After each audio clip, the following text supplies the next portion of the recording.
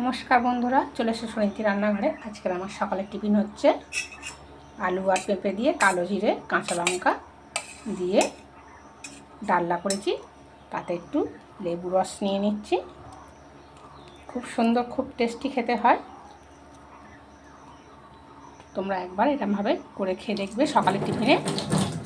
আর তোমরা কে কী খাচ্ছ একটু কমেন্টে বলবে।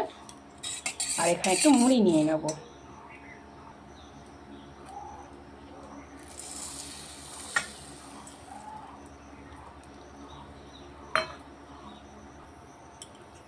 আমি তো এই তরকারি মুড়ি খাচ্ছি, এবার তোমরা কে কী খাচ্ছ একটু কমেন্টে বলবে।